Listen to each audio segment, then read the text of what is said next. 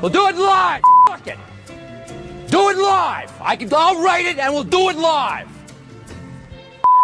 And thing sucks.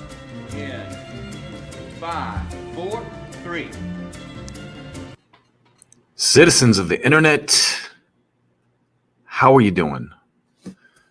It has been a minute since I've had time to jump on and do what is my labor of love, the Politics show. So if you're out there watching, thank you very much for tuning in once again. And we're going to get this thing rolling at full speed now. So just to give you a little bit of my personal situation, not that you asked for it, but you deserve an explanation.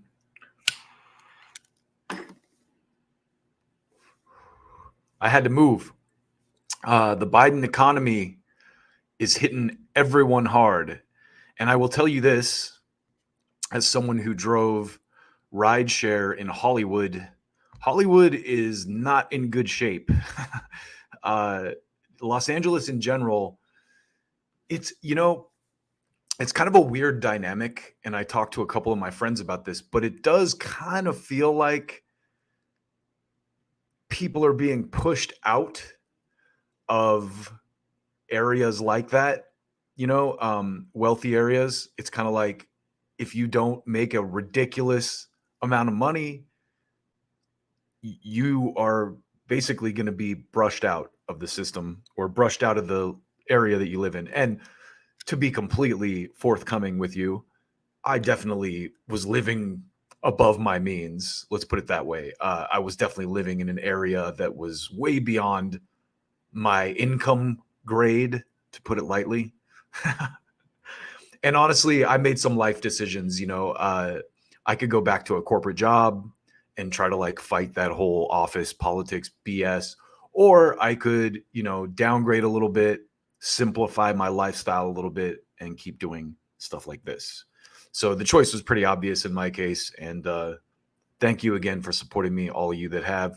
Love you, Willie. Thank you for tuning in. And, out on Rumble these days, I have a much bigger audience, which surprises me, but it also doesn't surprise me because YouTube tends to subvert people who are not going with the,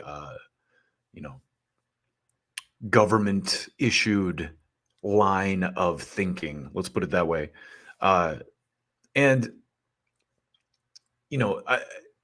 I don't think that that's sustainable.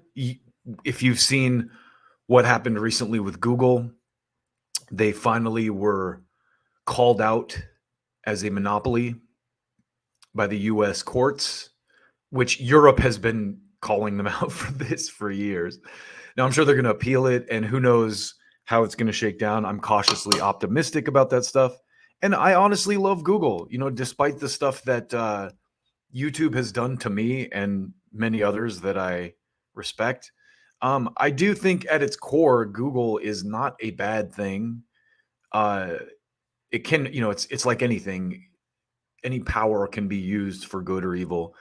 And I don't know if you remember this, but Google's slogan used to be, "Don't be evil." So I don't know what happened to that, but it doesn't seem in the Steve Jobs biography.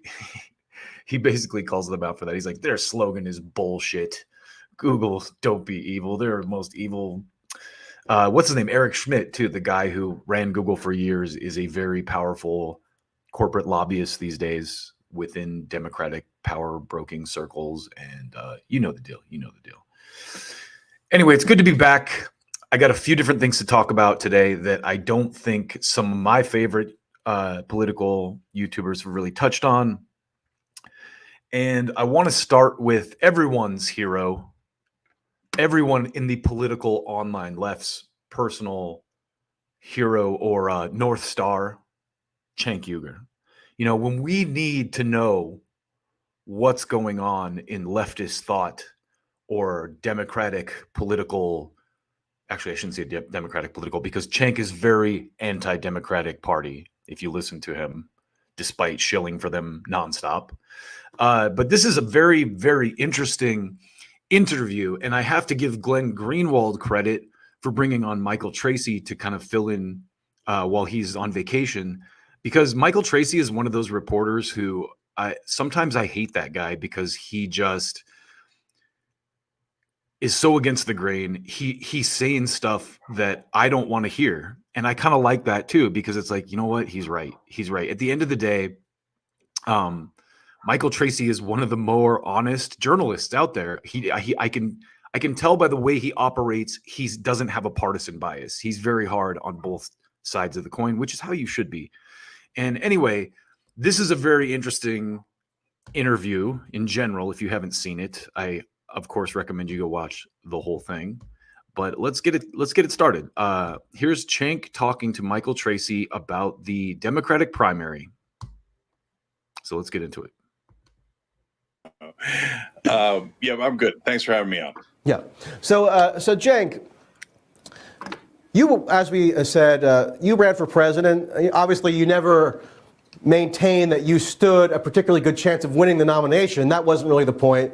The point was you wanted to force the issue and get Democrats to realize that if they pressed ahead with Joe Biden, they were going to be in for a nightmare, that Donald Trump could romp, that Joe Biden didn't have the capacity to run a vigorous campaign. And I want to just pull up a primary ballot. Your name was on one of these ballots along with Dean. You know, it's funny because Joe Biden didn't have the capacity to run a vigorous campaign in 2020 either, but Cenk and all these people supported him anyway. Phillips, Marianne Williamson, and of course, Joe Biden. But conspicuously missing from that list of candidates was Kamala Harris. So one of the points that I've been making is that Kamala Harris is being ushered to the nomination through a process that has remarkably little actual small d Democratic input from voters. She hasn't had to win a single vote, a single primary. She got a grand total of 0 delegates in 2020 and 0 in 2024, at least if you go by state and territory primary election outcomes. Very, very good point, Michael. Let's see how Cenk responds. So I thought we were going to get this open convention process where they could have a mini primary or something truncated to actually gauge the will of the electorate. And in fact, Joe Biden was denouncing these insider maneuvers against him. If there's one thing we know, it's that the Democratic Party cares about the will of the electorate. We've definitely seen that in their actions for years. The way they treated Bernie Sanders being probably the most prominent example of that. Just in the past couple of weeks, he said that they would thwart the will of the primary voters. And we're now even told that the DNC is going to have a virtual nomination still, a virtual roll call before the convention, basically negating the whole purpose of the convention, which they were going to do with Biden. Now they're going to keep doing with Kamala, so that nobody can even contest it apparently on the floor, or the whole purpose of a convention has now been overturned. So what do you make of it? I mean, does this satisfy your criticisms of how the primary process was conducted now that Kamala is just having the red carpet rolled out for her? Now listen to the mental gymnastics that Mr. Uygur does right here. This is fantastic. Well, let's start with a fun fact. I have received more votes for president than Kamala Harris has. That is a fun fact. That is a very fun fact. That is a very fun fact. Let's go back just a little bit on that because that was a fun fact. I have received more votes for president than Kamala Harris has. That is a fun fact. That is a very fun fact. Yeah. And not only am I just an online talk show host, but I'm a naturalized citizen. So that's why I was only on 7 ballots. That's a civil rights issue somebody should get back to someday. But that was, of course, not the primary reason that I ran. I ran, as I stated from the beginning, in an almost. Did Cenk just say he works for Iran? Almost every interview. Sorry, that was a stupid joke, but that is the level of insanity that these neocons, the new Democratic neocons, have. That I did. It was an act of desperation because I felt like we were all on board the Titanic and we all saw the iceberg, or at least a lot of us saw the iceberg, apparently. And I was actually surprised later in the process to find out that Blue MAGA existed and that they actually they didn't see the iceberg at all until the debate. That's a blatant lie right there. He was he was surprised to find out that blue MAGA actually exists. Blue MAGAs vote blue no matter who. I'm sure you could find, I didn't go look, but I'm sure you can find hours of tape about Cenk, because he paints himself as this leftist insurgent within the Democratic Party. So I'm sure you can find hours of tape of him talking about how vote blue no matter who is terrible and da da da da. But I saw it. I know a bunch of people saw it, and I thought, well, it doesn't look like anybody's going to do anything about it. So I'm just going to lunge into the captain's quarters and try to move the wheel, because otherwise we're toast, and Donald Trump's going to win, and God knows what happens to democracy, et cetera, et cetera. And God knows what happens to democracy, et cetera, et cetera. Our whole process in the Democratic primary and the Democratic Party is completely undemocratic, but we have to vote for that to save democracy. That is the crux of his argument throughout this. Listen. But you know what? All the folks who decided to try to make a difference, whether it was and it is strange bedfellows. I don't know anyone who criticizes Nancy Pelosi more than I do. And so I don't know anyone who criticizes Nancy Pelosi more than I do. Wow. Stunning lack of self-awareness. So me and Nancy Pelosi on the same side, that is weird. And there's that word weird. JD Vance is weird. Cenk working with Nancy Pelosi is weird. No, it's not. How these people through their NLP tactics or these hypnosis, repetition things they do, they just delegitimize the meaning of words. Ezra Klein and James Carville and David Axelrod. And by the way, let's also note Axelrod, top advisor to Barack Obama, James Carville, top advisor to the Clintons, and no one got the memo. I'm like, it's the Obamas and the Clintons are telling you there's something wrong with Joe Biden, and you knuckleheads aren't getting it. So Cenk right here is tacitly admitting, hey, I'm with the establishment. The Obamas and the Clintons. I'm with the Democratic establishment on this. I think the thing that's so hilarious about Cenk and the Young Turks is that they literally make arguments against themselves all day long.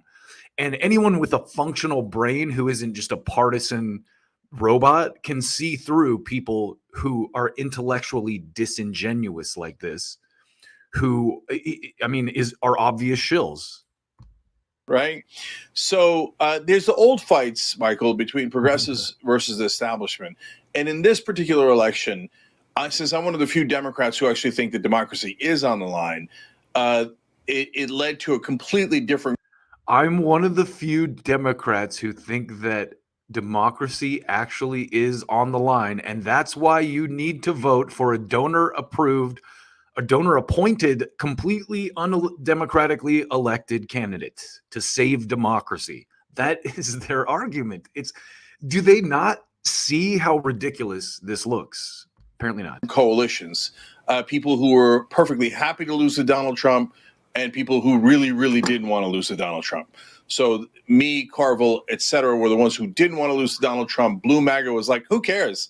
As long as we. Now, for me, being the conspiracy theorist / critical thinker that I am, this kind of Cenk telling you how he aligns with the establishment is a good way for them to kind of try to corral the left psychologically and go, hey, Biden sucks and we know it, but we're going to throw in, Kamala Harris, who is a woman of color, which, let's be honest, as far as electoral politics go, if Kamala, it's going to be Trump or Kamala.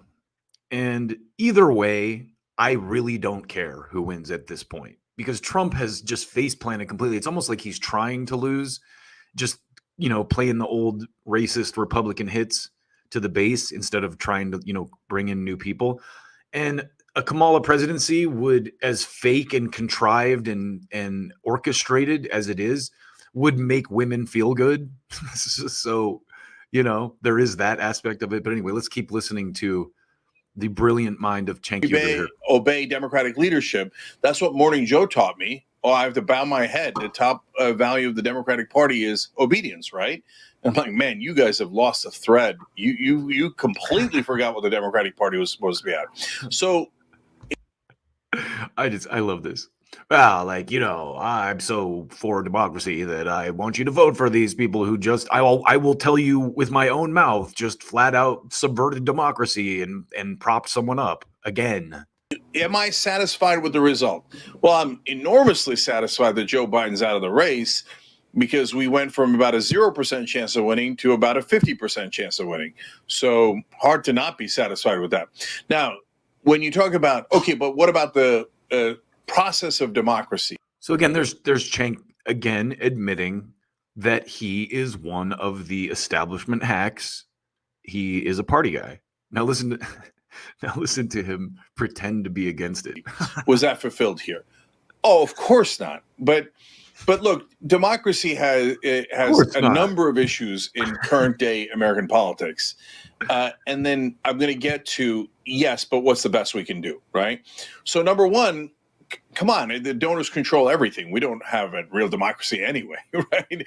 And I talked about this in my book, Justice is Coming. You know, Princeton and Northwestern did a 20-year quick little book plug there. Study 1,800 policy issues. The bottom 90% of Americans have zero effect on public policy. Absolutely zero. Okay. The top 10. And that's why you need to vote for the Democrats to save democracy right now. Trump is such a threat. What's the weather like on your planet? Jesus Christ. They don't control everything, but when they want something, they get it 45% of the time. So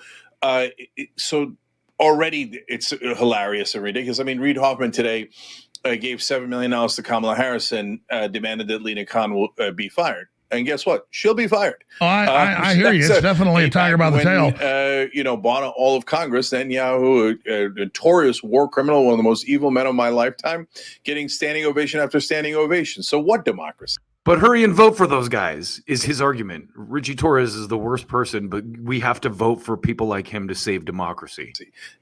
And so, but secondly, when you get into the primaries, the Democratic primaries are a joke and have been for a long time. So they, under the bullshit rubric of unity, notice they never have unity around progressives. There's never any unity other than corporate Democratic leadership. So this was a sham primary. Who he just told you he's united with now. I'm with Pelosi and Carville and the Clintons and the Obamas. Mary, again, I know because I was in it. In Florida, they just canceled the election. North Carolina, Tennessee, they didn't just take me off. A lot of states took me off because of the naturalized citizen issue. That's a totally different thing. But they took Dean Phillips and Marianne Williamson off of the balance in North Carolina, Tennessee. It's a joke of a primary. And I kept saying the whole time, and mainstream media just didn't pay any attention because running against Joe Biden was a violation of etiquette. And so I was the bad guy. I was the radical for wanting democracy.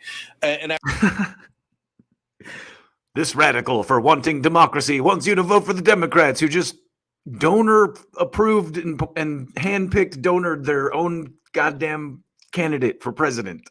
And you have zero say in who that is, but you're going to happily vote for that. I would say, like, if you're going to try to defend democracy in a general election, wouldn't it be nice if you had one in the primaries? And people. Yeah, and this is the kind of mental gymnastics these people can do too. He's like, you know, I know that the Democrats didn't have any democracy whatsoever in their primary, but we have to vote for them in the general to save democracy, guys. I got into an argument on Twitter with a woman the other day who was arguing about how she blocked me, of course, because she didn't have any valid arguments to make. She started calling me names and blocked me. But she was trying to argue that Kamala Harris was better for Israel than Trump. And I said, that's a fucking ridiculous premise because she's the person enabling what they're doing right now. So you got to vote for her because she's going to stop it. Yo, she's in power right now. And at the very least, Trump as president will turn those brunch liberals against the government. So as a left-leaning person, if you're smart and you think strategically, giving the Democrats an L and showing them that the left actually has voting, power is one aspect of, the Democrats losing this year that would be a plus. And the second plus would be that all these dumb fuck brunch liberals who are like, yay, girl boss genocide. Oh yeah, Kamala, woo. Finally, a black woman will support the genocide. Yay, progress. All those people will suddenly be against everything the government does once Trump takes the reins. So just on those two strategic points alone, it would be better for the left to let the Democrats lose this election. And the idea that Trump is like going to end democracy and they'll never, I mean, they've been saying this since before he got elected, but let's keep going. The mainstream media were like, how dare you bow your head to Joe Biden? He's the most young, dynamic guy that anybody's ever seen. But Michael, at this point, that ship has sailed. So then the next layer of it is, okay, I call for an open convention, as Ezra Klein did and others did. And that's obviously the last vestige we have of democracy at this point. And at this point, and they're not even going to give you that, Cenk. They're not even going to give you that. And you're going to go, oh, but you still need to vote for them to save democracy. Why don't you go back to your home on Whore Island? Kamala Harris has gotten the majority of the pledged delegates. No one's even running against her. I mean, the Democratic Party is just incredibly frustrating. How do you hold these two points of view in the same brain at the same time?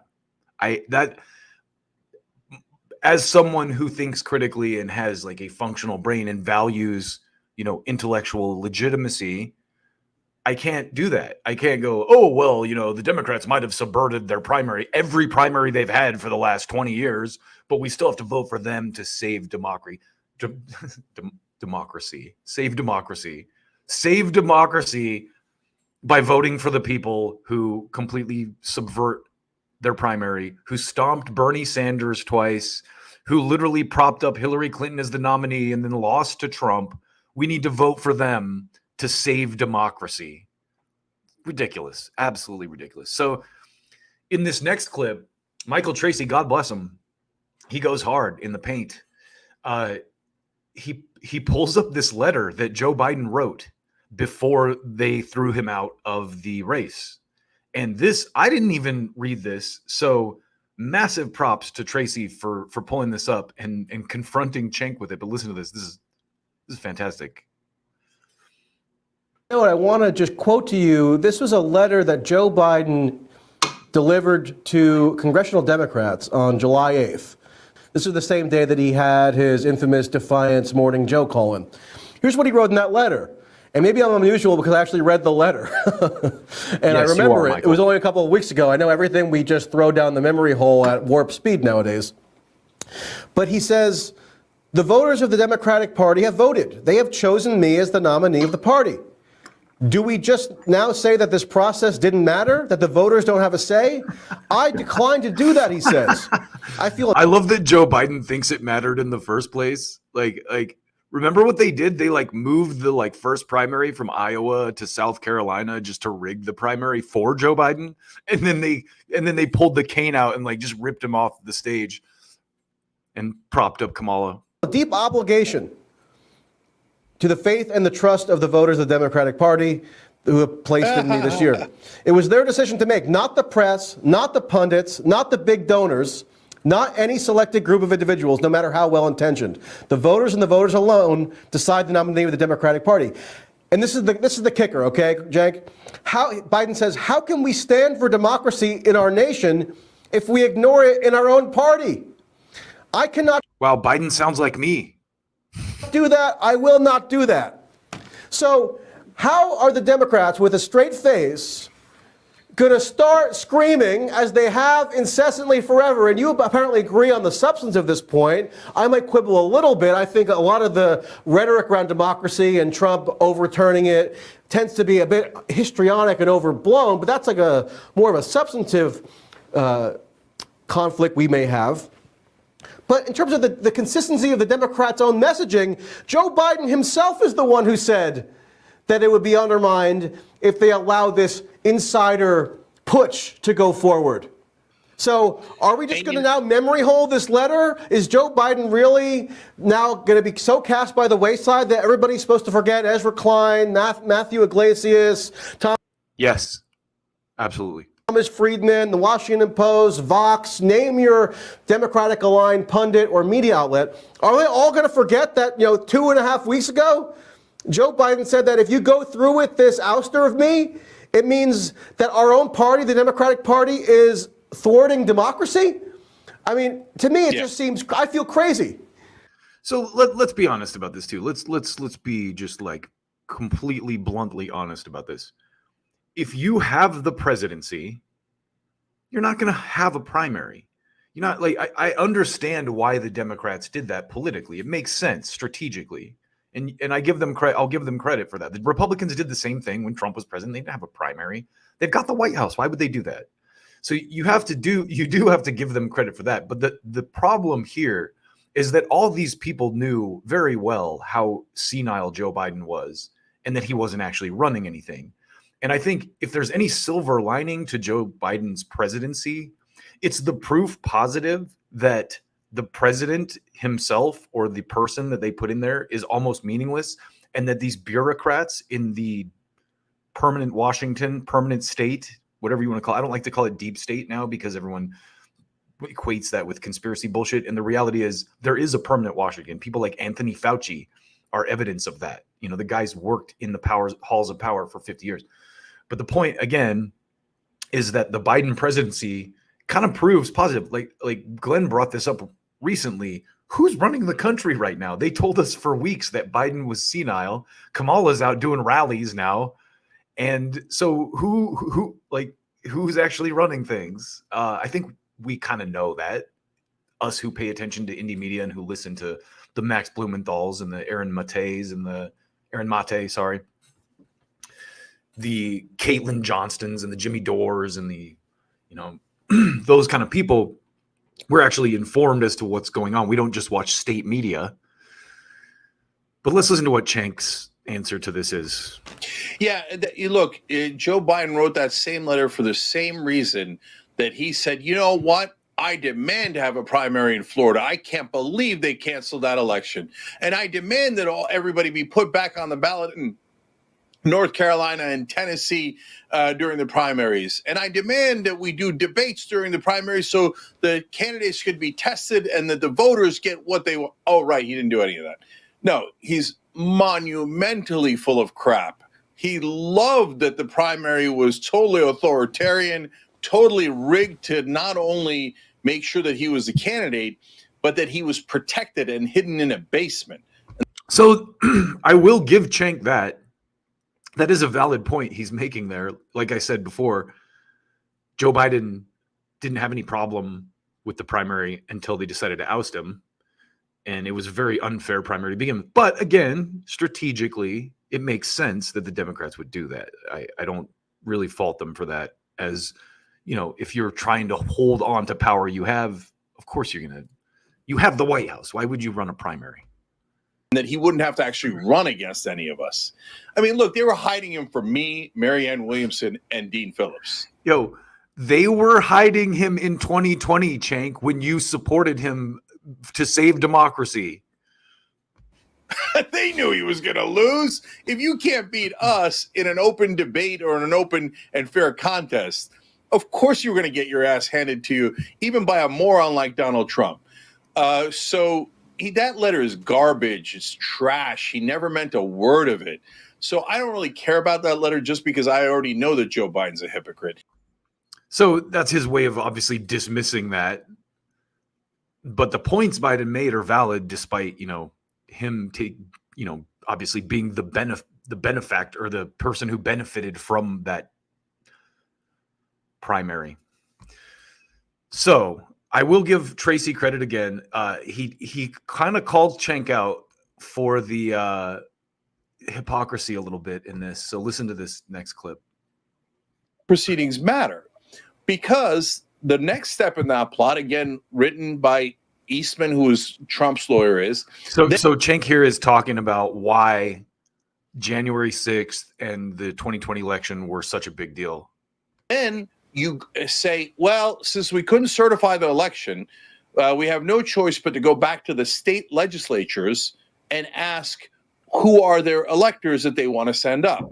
Now, at that point, that's when they had the fake electors that were ready to go. But Jake, they this knew was they a had lost. harebrained scheme that Eastman cooked up in concert with other Trump operatives to try to invoke some, I think, unfounded constitutional strategy whereby they could delay the certification of the votes.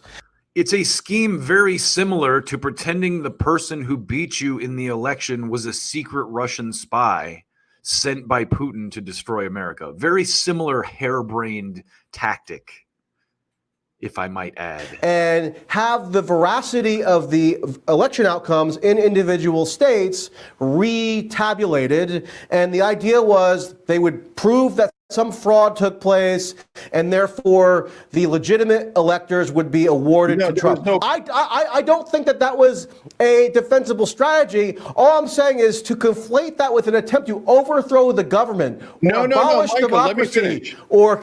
Again, these people... The idea that they were about to overthrow the most powerful military in the world is patently ridiculous, but I'll let Cenk carry out a defend coup. this. I mean, No, you're this wrong. is Let me insane. This finish. is insane democratic hyperbole, and all the more ridiculous It's not. You're given totally what wrong. Biden just said is the undemocratic tendencies within the Democratic Party itself. I mean, you even had Democrats in individual states try to strike Trump from ballots by invoking this insurrection clause of the Constitution, and the Supreme Court unanimously said that that was not legitimate. So I just think that, if you want to talk about democracy, I'm not saying you, but if Democrats or whomever wants to venerate the sanctity of democracy, well, you have points that are scored on each side in terms of democratic infringements, right? Including on the Democratic side and the Republican side. Doesn't mean that they're equal, and I agree that what Trump did after the 2020 election was discreditable, but it seems like there's this inveterate need for Democrats to just chronically exaggerate what that actually signified. That was an intellectual bitch slap right there by Michael Tracy. Hats off to him for that. Hats off. But he also kind of at the end of it, softened it a little bit. He's like, I'm not saying you personally, but it's the point I've been making throughout this. How can you sit here and say Trump is a threat to democracy after what the Democrats have been visibly doing for the last 10 years? You have no credibility saying that. The reality is there was never a chance. It was impossible that it ever would have actually overthrown the government. No, you're totally wrong about that, Michael. So look, again, consistent. He's totally wrong about that. I thought the idea of taking Trump off because the Insurrection Act off the ballots was absurd. I spoke out against that. You want to say, did he really? I didn't have time to go look for tape of that, but I'm willing to bet he did not defend Trump against the being pulled off the ballot in Colorado. Maybe he did. If he did, kudos to him for that. It's one of the rare instances of him being intellectually honest, but I don't think he did. I'm pretty sure I could dig up tape of him. Okay, let's try it. TYT Trump, Colorado.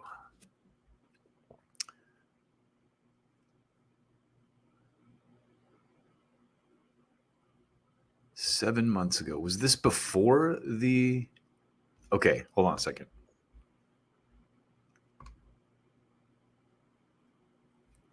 I'm sorry to take this sidebar, but I should have done this in research. As I said, I just moved, so this show is going to get much cleaner, much better, because now I have a lot more time to focus on it. But let's see what PYT has to say. Let's see if Cenk is being honest with us about that.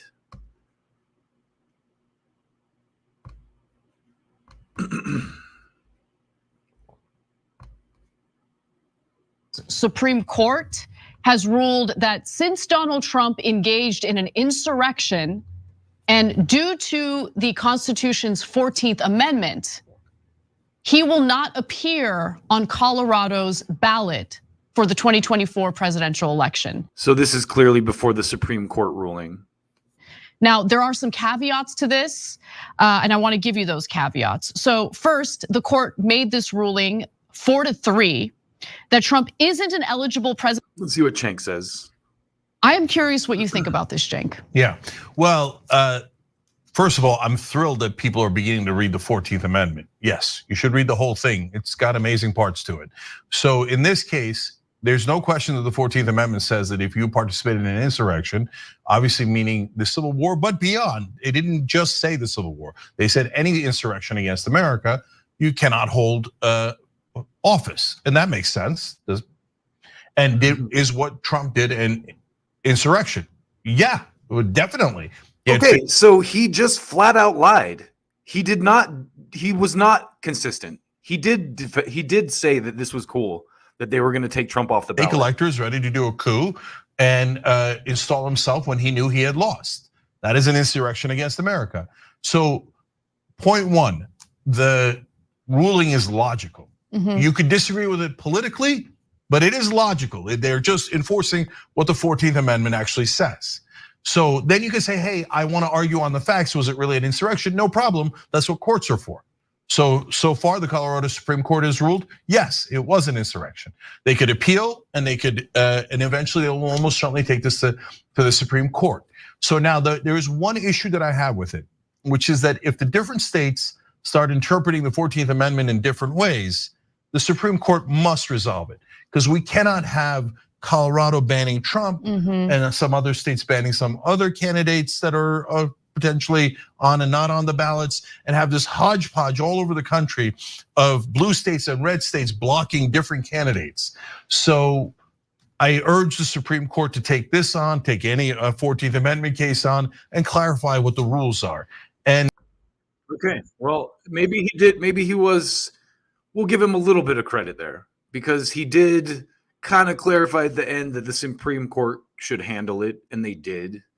And I don't want to watch anything else he said, because I don't want to give the Young Turks views. But Democrats are hypocrites and don't really believe what they mean. Of course, they're politicians, and politicians controlled by donors. That's not an issue for me. But vote for them to save democracy.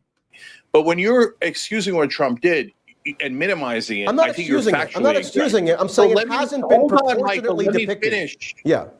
Let me finish. Go ahead. So the part that you didn't let me finish is that when they kick it back to the states and they bring in the fake electors, and Rudy Giuliani, I asked him. I really dropped the ball not having a sound drop of Kanye going, I'm gonna let you finish, but Beyonce had the best video of all time. Hey, Trump already had an alternate slate of electors, because each candidate does. Why don't you guys just use that instead of the fake electors? He said because half of them wouldn't do it. So now he gets into semantics about stupid shit. You know, I mean, George Bush had a scheme to overthrow the election in 2000, and it was successful. The Democrats are just mad that their scheme to steal the election with Clinton by kind of like crowbarring her in as the nominee and then pretending Trump was a secret Russian spy didn't work. They knew that it was illegal and unconstitutional. So, okay. So this last clip is kind of just Tracy giving Cenk a little bit of props, but also they talk about RFK. And again, this is just Cenk revealing what a fraud he is before. And that's fantastic, is his housing policy. He gives him some props. So they're talking about RFK here. And Cenk points out one of the better things RFK has here is his opposition to corporate hedge funds and private equity firms buying residential homes up. Says he would prevent private equity from buying residential homes. Now, that is doable. They weren't buying residential homes just a couple of years ago. They're the ones that have driven up the housing market prices so that it's unaffordable for the average American. And they're the ones choking off wealth creation in this country, because we mainly create wealth through purchasing homes. And now the bankers. They're also widely supporting Kamala Harris, which Cenk will also tell you to vote for. They're going to buy all those homes and drive us out of the market. If he prevented that, that alone might be worth it. So I've got an open mind, and I'm not a robot from mainstream media. So I look at his upsides and his downsides as I do with Trump and Kamala Harris. And at the end, I'll make a decision on who I think is the best. But right now, his deal breakers are hugely problematic for me. So very likely I'll vote for the Democrat. There you go. Democratic shill, Cenk Uygur. Now Tracy gives him a little bit of props here. All right, well, Cenk Uygur, we really appreciate you joining us. Like I said at the outset, I did in a previous life even work for the Young Turks briefly. And I appreciated it largely because you followed through on your pledge to me and gave me the autonomy to do what I wanted to do, notwithstanding any disagreements that you and I might have or I might have had with other people who were on the staff. And so I respect that you follow through on that promise, and I do think that it's an honorable thing, especially for somebody who runs a big media organization, who could micromanage things, who could impose his will on others. You were tolerant of disagreement. So that's a laudable trait. And it's one that I even try to embody in my own dealings. I'm not running a media organization. I'm just filling in for Glenn Greenwald right now. But at least in spirit, it's something that I've definitely tried to replicate. So thank you for that. And we'll talk again soon. Thank you, Michael. Appreciate it. That's beautiful, man. All right. So there it is. First segment of the day. Cenk Uygur, the wildly disingenuous Democratic-backed pundit who pretends to be against the Democratic Party and then tells you to vote for them. What a genius dude that guy is. So Tim Dillon, I think, had a really great take on the recent Kamala hysteria that has hit the world since she was installed as the Democratic nominee. And I'm just going to let Tim talk because Tim is the OG as far as sunglassed podcasters goes. What is the K-Hive? What is it? I'll explain it to you. Maybe you're not in it, but you're going to get in it. You're going to get in it. And you hear me? Here's what the K-Hive is. The K-Hive is a release. It is a release, and we need a release. God, do we need a release? It is a release from the laws, the rules, anything. It is a release from gravity. It does not matter. It is a vibe. Andrew Sullivan called it a vibocracy now. It doesn't matter that Kamala Harris was against fracking. Now she's down with it. Now she doesn't want single-payer health care anymore. Now she wants border security. It doesn't matter that she did it because she's not for the things she's for. It's not a flip-flop. Everyone's like, the Republicans are like, by the way, if anyone is, and they all are, I know that everyone listens. You have to listen to me here because I'm going to tell you why you're losing very soon.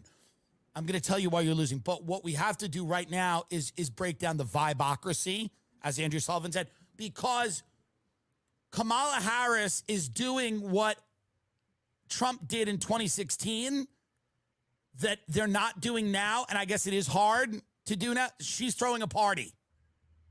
And I said this months ago. I said it months ago. I said the person who throws the party is going to win. And I guess it is a little, it's harder to throw a party after somebody just shot at your head.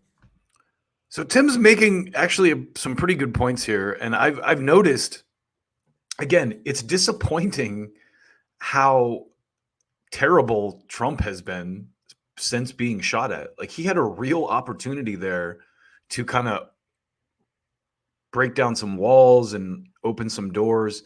And instead of doing that, he came out and went, immigrants are killing people all over and blah, blah, blah, blah, blah, racist, this, that, and of course the media distorts a lot of the stuff that he says, but I just feel like since he had such a good opportunity and he totally blew it. And now it's really easy for the, the marketers in the Democratic Party to come in and sell this, what looks like a good time. Hey, girl power. Because usually that would stop a party. Somebody shoots you and it grazes your ear, the party's kind of over. It's hard to bounce back from that and throw a party.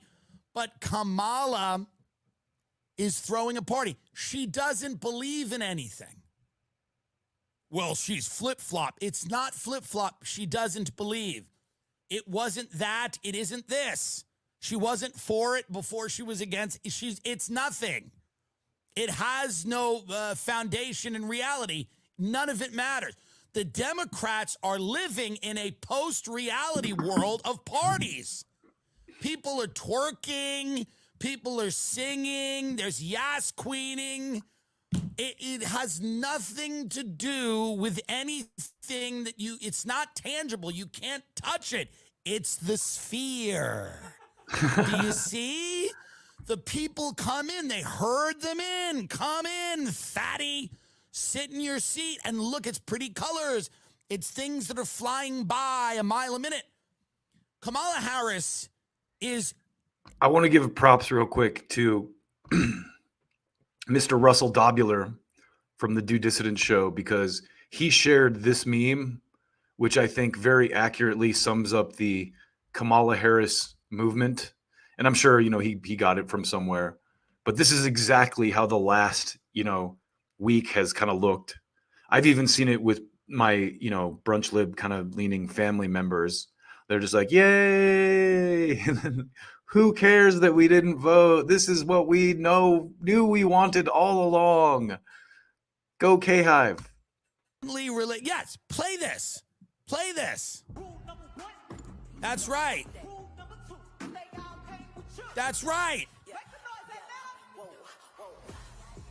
This is the campaign. These are the policies. This is what you're going to get. These are the policies. This is what you're voting. You're voting for this. They're not even trying. And by the way, this is brilliant. They're not even trying to put out. Yeah, there you go. Let's get rid of that. But the people.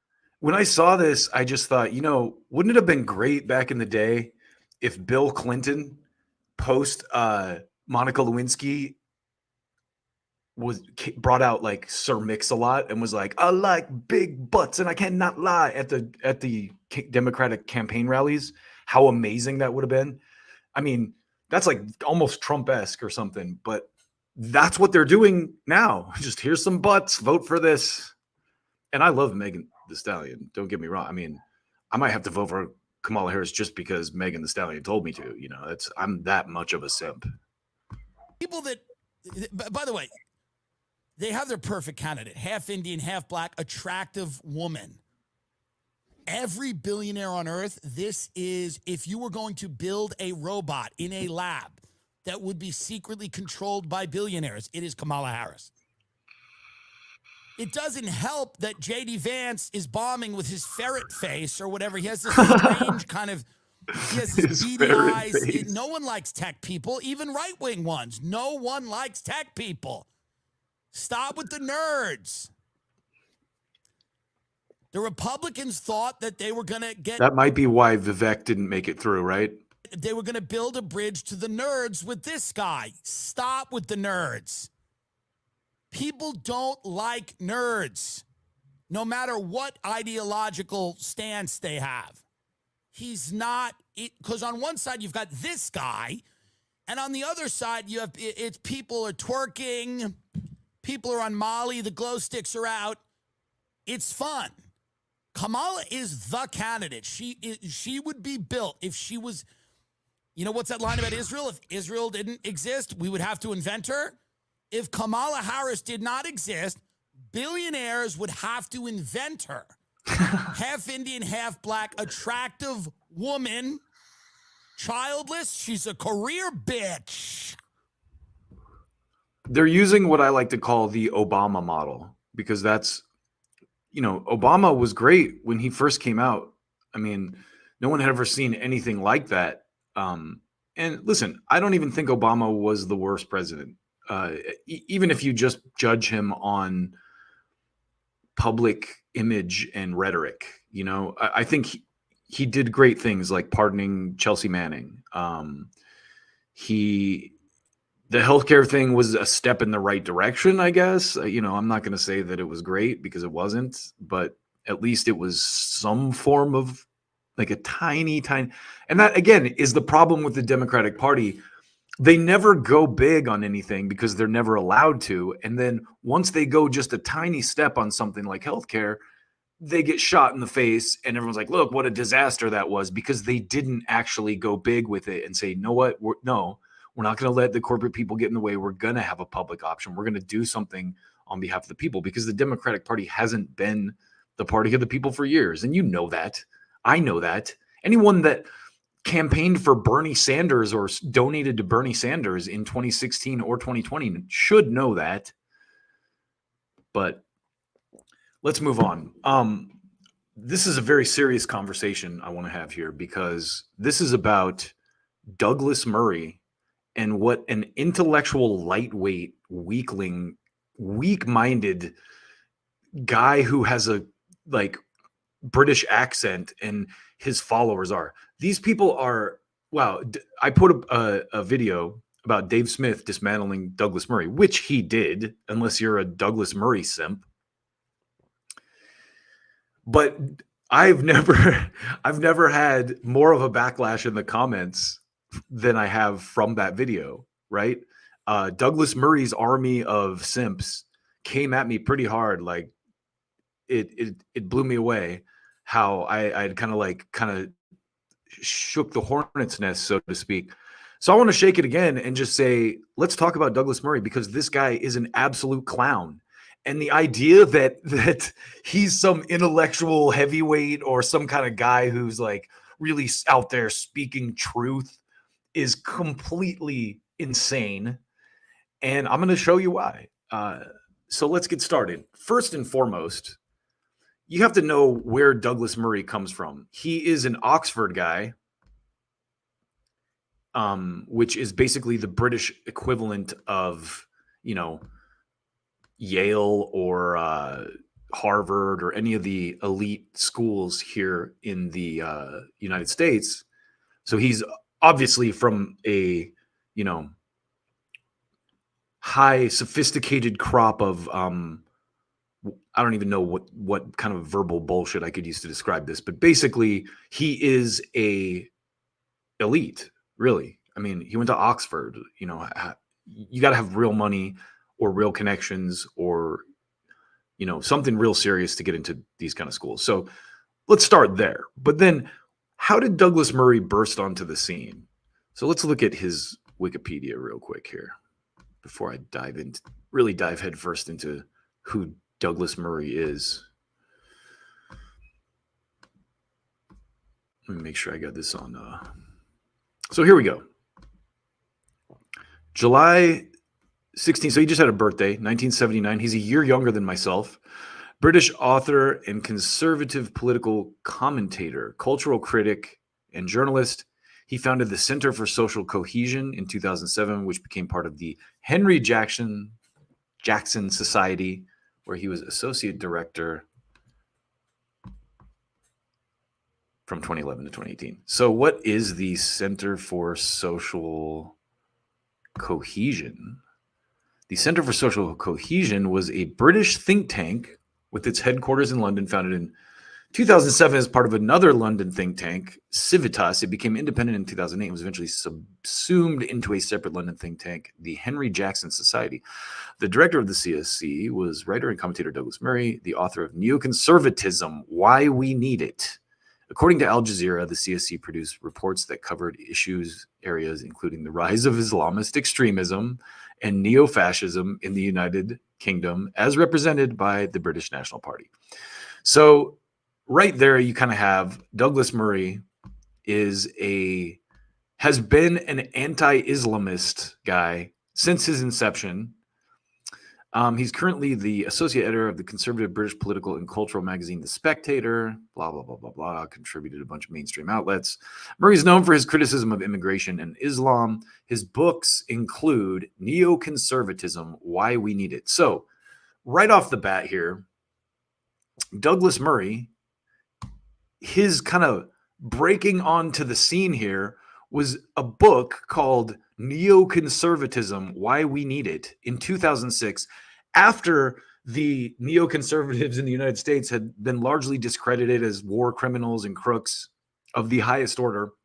Douglas Murray comes in to make the case for why they're great thinkers, basically a complete apologist for wasteful garbage empiricism that really actually hurts U.S. interests in the world.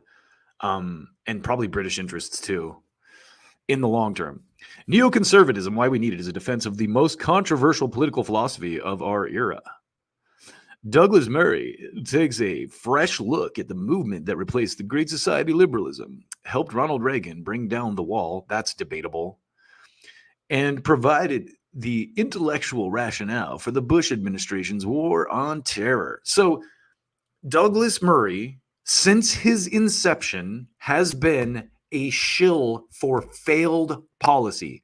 That's who Douglas Murray is. He's a guy who came out of elite schools and institutions as a trained apologist for failed policy. That's who Douglas Murray is, an apologist for failed policy, starting with neoconservatism. Now, when I came to know Douglas Murray was during the Monk debates with Matt Taibbi, the first one he did, before the recent one he did with Mehdi Hassan, where he basically just called Mehdi Hassan an anti-Semite the whole time.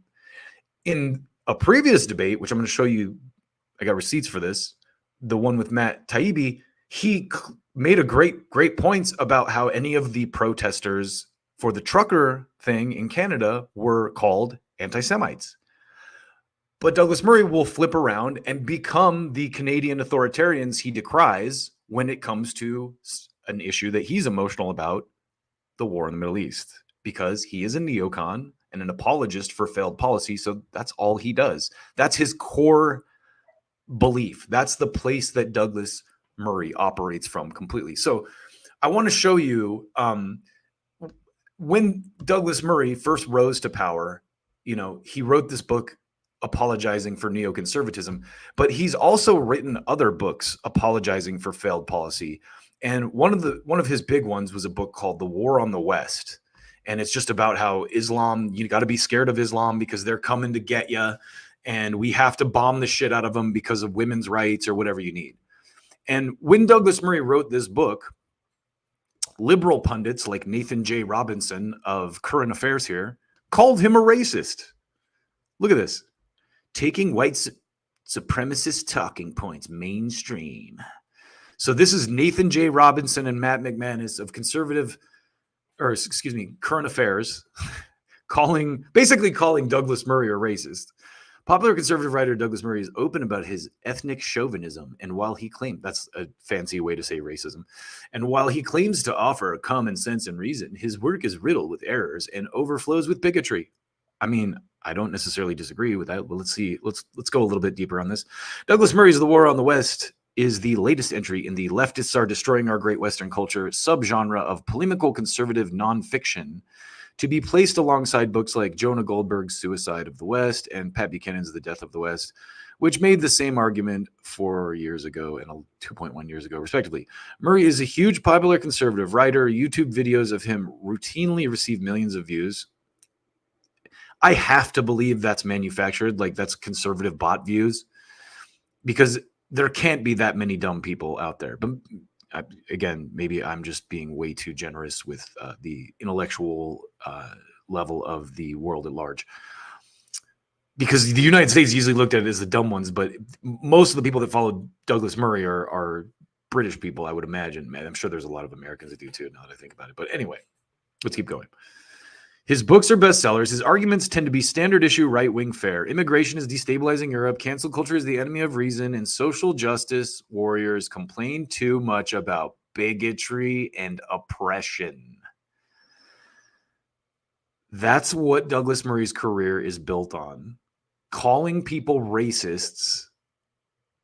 Well, not even calling people racist. Saying that these people are calling him a racist. So let's keep going here for just a minute. Why we need it. His latest book, Neoconservative, Why We Need It, is a firm defense of the Iraq War, which others consider one of the most horrific foreign policy blunders of the 21st century. Completely. Which most people who have critical thought processes consider one of the biggest blunders of the 21st century. But while Murray may not say anything particularly original, he is a skilled presenter of right-wing arguments and is disturbingly effective at presenting extreme positions as common sense, opposition to madness. He is also gifted at presenting xenophobic and ethno-chauvinistic views. That's, again, a nice way to say racism, a fancy way, to a tone of powdery aloofness which makes them appear acceptable.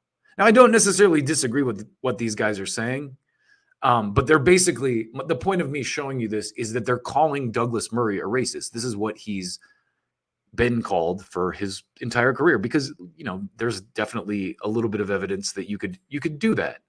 I don't think it's valid to call him a racist because he's clearly the product of a think tank.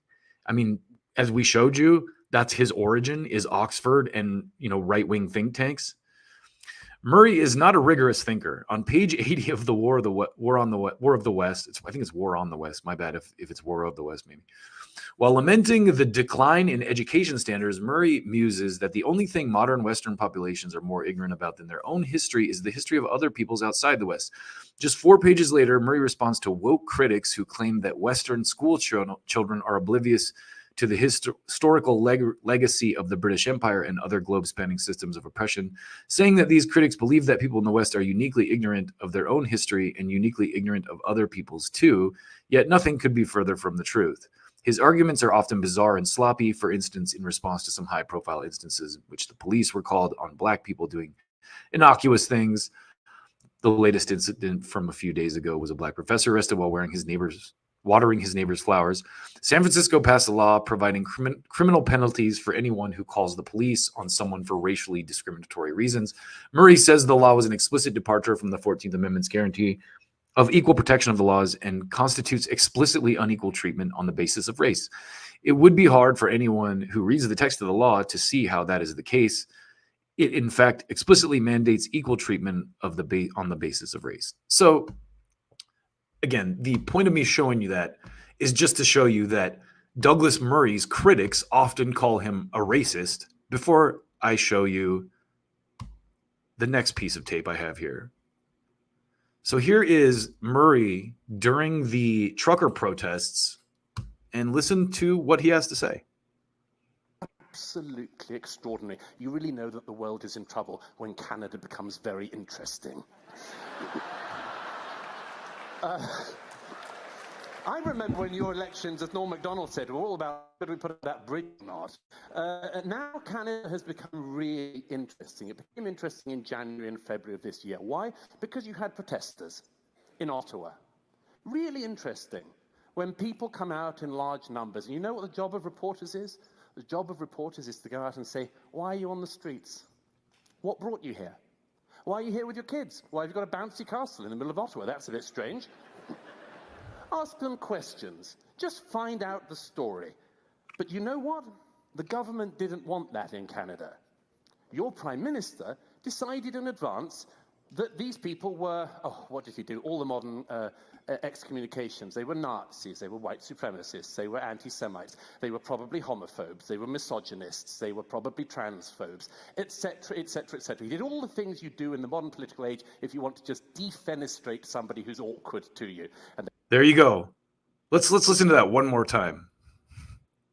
They were white supremacists, they were anti-Semites, they were probably homophobes, they were misogynists, they were probably transphobes, etc., etc., etc. He did all the things you do in the modern political age if you want to just defenestrate somebody who's awkward to you. And then he brings in the Emergency Powers Act now.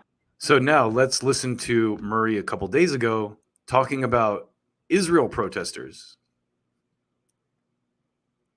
Monk debate in Toronto where you argued that anti-Zionism is anti-Semitism. 2/3 of the audience gave you an emphatic victory. And let's have a look at a clip. I think we can see why you won the debate. And there is no law of war that says you're allowed to start a war and then complain when you lose it. Who lost a war? Is what I'd like to know. I don't. That point on its own is ridiculous. And if Mehdi cares about the Palestinian casualties, as I'm sure he does, then tell your bosses in Qatar to tell their friends in Gaza to stop the war and give back the hostages. They've had many off-ramps to actually do that. And if you don't have your head up your own ass like Douglas Murray and his following does, you would have seen that. Douglas, tell me why you believe. Look at how the media paints that too. Like the caption under that: Douglas Murray was the star of TV debate. Sky News, definitely not pushing an agenda here on Sky News, are we? Anti-Zionism is anti-Semitism. So again, the point of me showing you this is 5 minutes ago, Douglas Murray was being called a racist for his views, which, you know, is debatable. I think it's like on the merits of his views.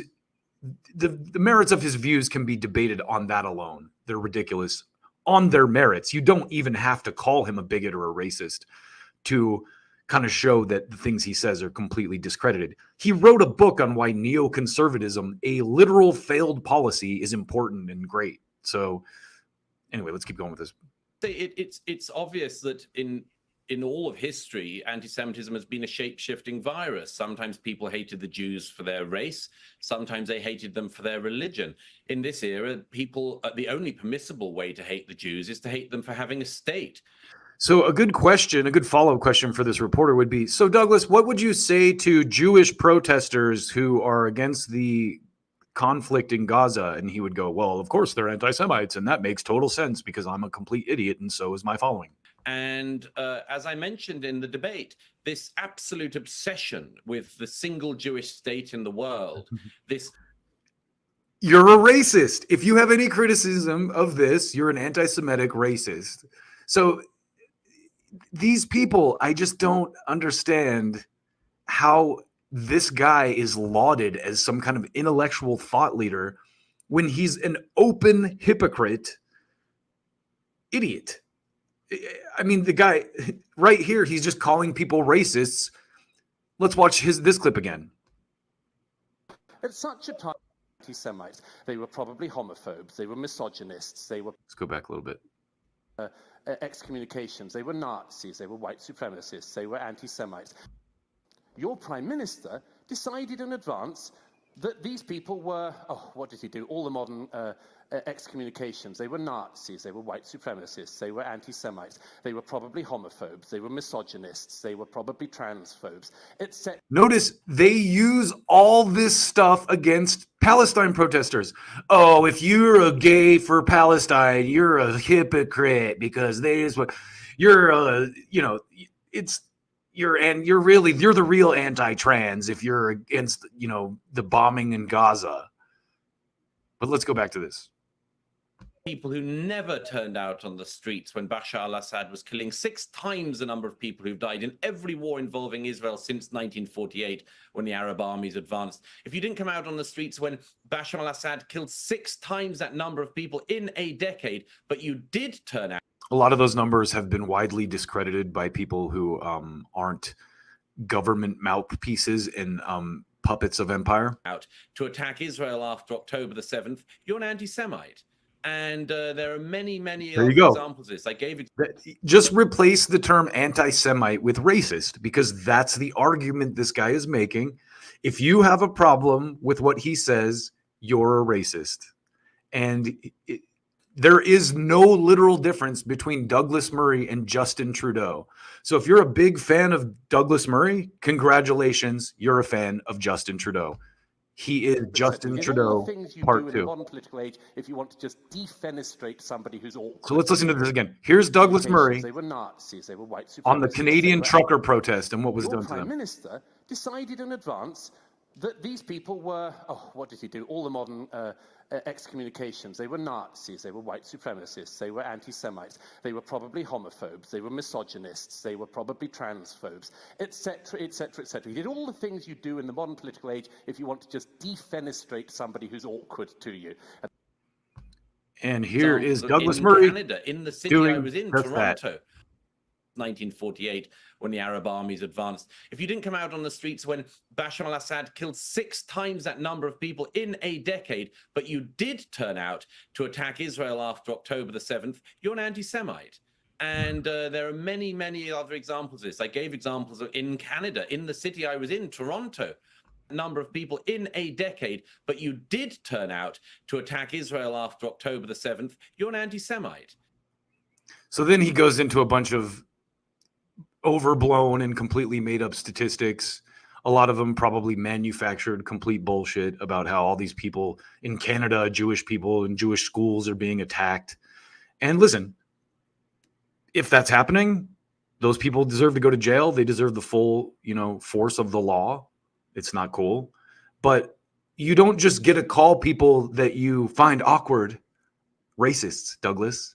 And, all the people in the comments, suck it. Your king is a whack little troll who literally shills for failed policy and calls people he can't debate racists, just like they do to him. It's just interesting to see how these conservative thought leaders have become the wokey. All it took was one issue to get them emotional enough to become the woke left that they've been making fun of for the last 4 years. So we'll cut it off there. But Douglas Murray is a fraud, and people that think he's some kind of great thinker are complete tools. And I'm not sorry about saying that. Dave Smith did completely dismantle Douglas Murray because Dave Smith has intellectually consistent views and isn't a shill for neoconservatism and isn't a product of a manufactured robot from, Oxford think tanks like Douglas Murray is. On that note, I don't have a lot else prepared today, but I thought what would be kind of a cool little experiment to kind of wrap things up today would be to go back into my archive and look at the kind of stuff that I was talking about in August of last year. So this is going to be a completely freestyled portion of the show here, but this is what we're going to do. We're going to go into this folder here. And this is, okay, let's see what we got here. October 2023. Here we go. August 2023. So I have a banned episode in here that I recorded. I believe it was banned in July. So I ended up recording.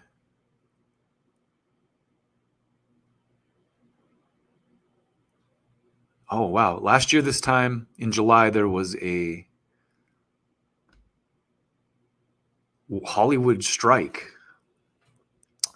Okay, here's a good one. This is the one I'm going to put on first. So this is actually a clip from Due Dissidence. And I think this is one of my favorite, probably one of my favorite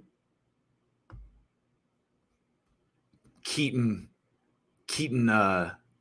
Weiss sound bites, if I could be so kind as to shout out Mr. Weiss. Congratulations on your newborn son, all that good stuff. But check this out. This is from, so we got date modified. Let's go back to August. I had to open this folder in my little StreamYard window here. We're going way down. Here we go. August 2023. Okay, check this out. This is great stuff. Throwback to 2023 politics. That hope is completely gone for so many people, and they have a sense of bitterness that is hard to put into words. And it's apparently the only. And here's Trump speaks to it. Much as I hate to admit it, and the Democratic Party, which should be the natural, right, the party of Roosevelt, party of Bryan, party of Johnson, etc., should be the ones who are out in front of this, but they aren't. They can't figure it out. They've become this different beast. We're not going to talk about that now because your viewers obviously know about that.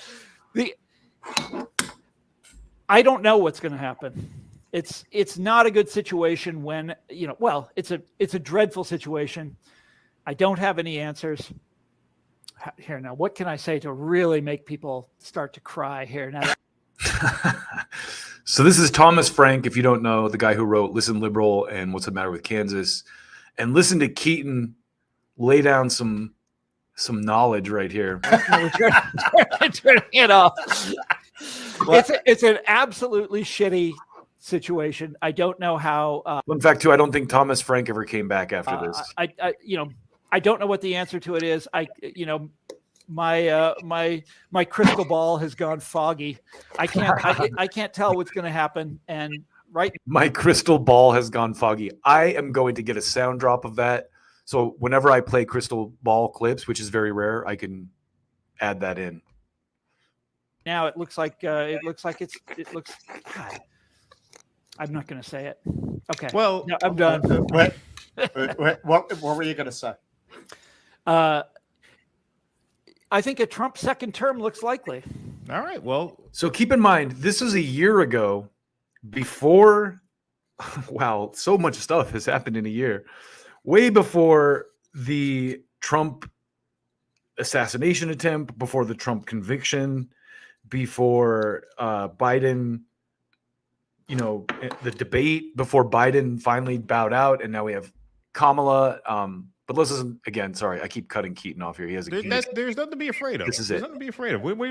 He's something to be afraid of. He's.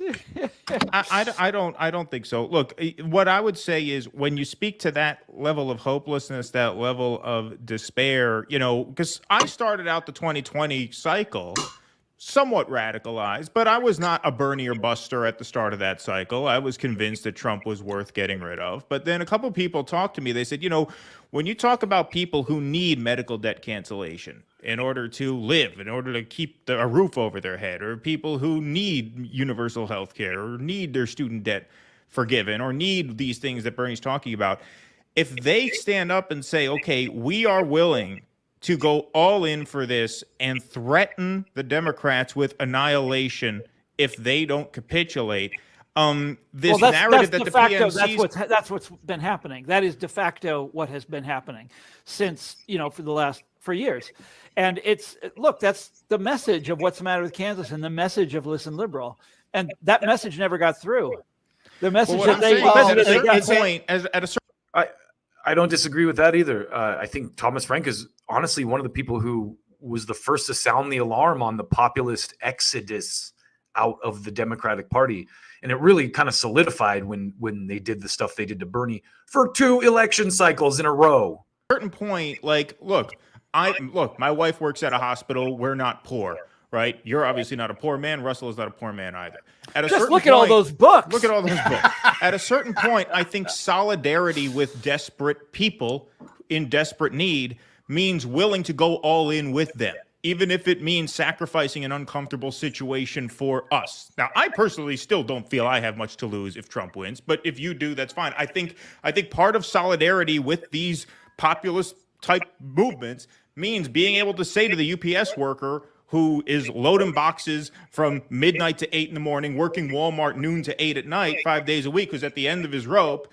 Part of solidarity with those workers is saying, we are with you in demanding what you need, or else we will let this country burn. And that is what solidarity sounds like to me. Solidarity does not sound like, well, yeah, we're going to try, but then we're going to blink at the last second and give Joe Biden 4 more years because Trump is scary. Do you think? Yeah. I don't know. Still as relevant today as it was a year ago. Props to Keaton. Let's see what else we got in the bag here. What else we got here? Let's go back again. I might go a little bit into July too, because I really started this in. Well, my clips go back to March of 2022. Well, let's say February of 23, I think, is when I started doing this real seriously. But here we go. Here's another clip from August of 23. And this one is about the Ukraine war. And it is from Bill Maher's Real Time. And just listen to what this woman from The Atlantic has to say about the Ukraine war, which is still going. I think that there's the eternal folly that wars are won quickly, which we learned twice that wasn't true recently. And I think that the Russian engagement in Ukraine is going to last for many, many, many, many, many years to come, weakening that state considerably. And it's terrifying. I don't know. Okay. A school principal at a Florida. Many, many, many, many, many years to come. It's terrifying. A year later, do we see any signs of that? I saw a clip of Lindsey Graham the other day, basically kind of giving the game away, saying how we need to win in Ukraine because of their mineral wealth. So that was interesting. Let's see what else we got from August of 23 here. Matt Gaetz on January 6th. Will this get me canceled? I don't know. Let's play it. This is from August of. We have congressional division, which didn't seem similar with Occupy Wall Street. We were all there together. To elaborate on that, talk about the Fedsurrection. You talked about this a year ago, the January 6th. Well, I mean, we already know, based on the whistleblower interviews that we've done, that there were federal agents and federal assets that were on the ground that day. And what we don't know is the extent to which any of those assets or agents increased the level of criminal acuity, coordinated with one another, or purposefully entrapped folks who were otherwise not wanting to hurt anyone or violate any law in some sort of technical violation of trespassing or crossing some barrier that had existed hours earlier, but that had been taken down. And it's noteworthy to me that it's been the Department of Justice fighting tooth and nail against the release of a lot of the documentary evidence that would answer these questions. And who was Ray Epps? Ray Epps is the only person involved in January 6th that Adam Kinzinger will continuously defend. Isn't that something? And why? I mean, I think a lot of people have assumptions. He's somehow connected with feds, or he maybe testified or something. Well, I just don't, there's no rational explanation for how this guy is sending out message saying he orchestrated the activity, is at every critical point. He's like the Forrest Gump of the January 6th string of events, right? And then when you're able to isolate the people that are pulled off of the FBI's most wanted lists and the people who, you know, seem to be encouraging others and moving others, that like, it's like Ray Epps did nothing. So they'll go and like raid the home of some like couple in Homer, Alaska, because they think they have Nancy Pelosi. So this is a total conspiracy theory aside, just for fun. But this is a video I put together. So fun times here, and this is the end of the stream. So if YouTube shuts me off, oh well. But this is, again, conspiracy theory for entertainment purposes only. About a year ago, I was going through some footage of the BLM riots, and I happened to find a clip that has a guy walking through the background that suspiciously looks identical to Ray Epps in a police officer, Capitol Police officer uniform. So check this out. This is very interesting. Again, conspiracy theory for entertainment purposes only here. But check this out. This is a little video I put together. Go into the Capitol! Into the Capitol!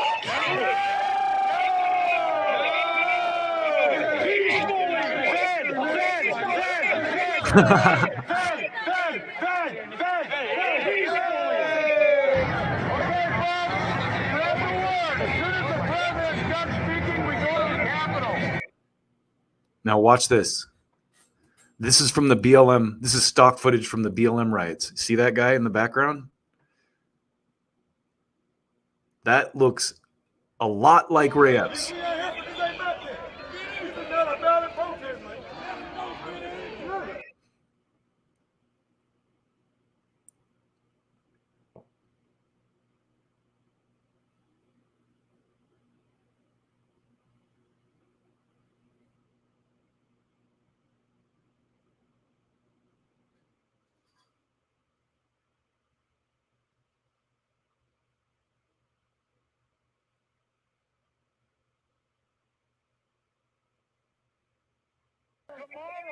We need to go into the Capitol! Into the Capitol!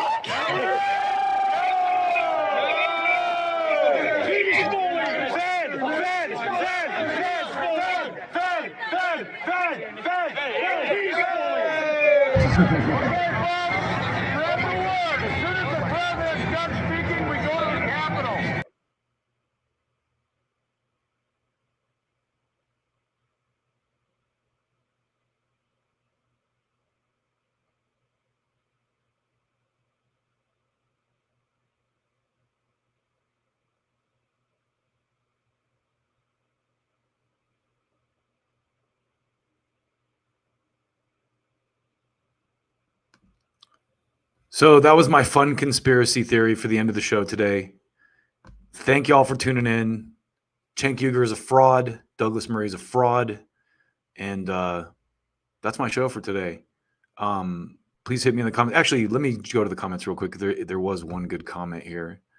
And this is from Pale Horse. And he says, Trump, even after the assassin attempt, still hasn't canned his butt boy Grimer warmongers advisors he lets surround him. Why he keeps them around, I don't know. Yeah, I completely agree.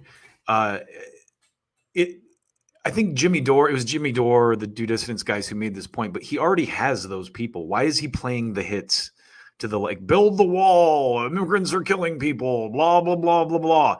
You've got those people, Trump. Like, it's time to like it makes me wonder, and again, another fun conspiracy theory, if after that shot attempt, someone didn't pull him aside and go, hey, we missed that time, but next time we won't.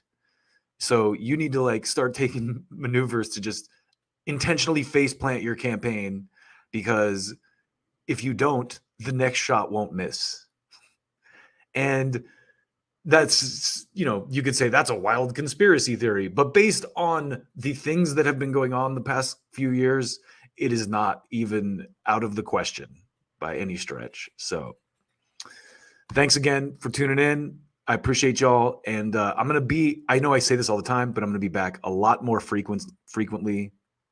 I'm in a better position now to do a lot more of this and help grow the channel. Like right now, I think I'm a little bit more free because I'm not monetized on YouTube. So I really don't care if they cancel me. And my audience, I think, is much larger on Rumble anyway already. So, but I still do want to grow this channel, and I do enjoy doing this, kind of deep dive into news items or interview clips. So thanks for coming along on the trip, and stay safe out there. We will see you very soon. Love and gratitude, y'all.